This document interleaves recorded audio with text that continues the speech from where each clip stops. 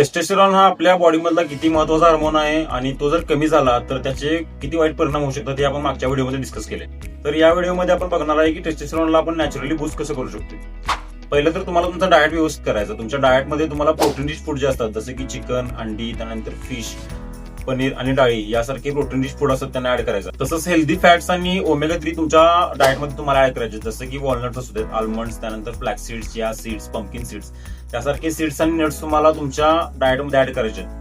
तसंच तुम्हाला विटामिन्स आणि मिनरल्सची डेफिशियन्सी जी असते ती सुद्धा भरून काढायची आहे. स्पेशली तुम्हाला झिंक रिच फूड आणि विटामिन D3 सारखे विटामिन्स तुम्हाला तुमच्या डाएटमध्ये ऍड करायचे. हे सुद्धा टेस्टोस्टेरॉनला बुस्टिंगसाठी मदत करत असतात. दुसरी गोष्ट म्हणजे तुम्हाला आठवड्यातून 3 ते 4 वेळेला वर्कआउट करायचा आहे, हेवी स्ट्रेंथ ट्रेनिंग करायचं आहे. स्पेशली स्क्वॉट्स, डेडलिफ्ट्स आणि बेंच प्रेस मध्ये तुम्हाला हेवी लिफ्टिंग करायचं आहे. तसंच HIIT म्हणजे हाय इंटेन्सिटी इंटरव्हल ट्रेनिंग सुद्धा करायचं आहे. यामुळं हे वर्कआउट जे आहेत हे सायंटिफिकली तुम्हाला टेस्टोस्टेरॉन बुस्टिंगसाठी मदत करत असतात.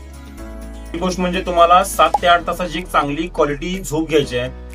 कारण का आपल्या डीप स्लीप मध्ये आपले हार्मोन जे असतात ते चांगल्या प्रकारे रिलीज होत असतात. त्यामुळे तुम्हाला 7 ते 8 तासाची चांगली झोप घेणं सुद्धा गरजेचं आहे. चौथी गोष्ट म्हणजे स्ट्रेस मॅनेजमेंट. तुम्ही जर स्ट्रेस घेत असाल तर तुम्हाला स्ट्रेस मॅनेजमेंट करायचं आहे. त्यासाठी तुम्हाला रिलॅक्सेशन, मेडिटेशन आणि डीप ब्रीथिंग सारखी टेक्निक जे असतात स्ट्रेस मॅनेजमेंटचे ते तुम्हाला तुमच्या रुटीनमध्ये ऍड करायचे. हे सुद्धा टेस्टोस्टेरॉनला बुस्टिंगसाठी मदत करत असतात.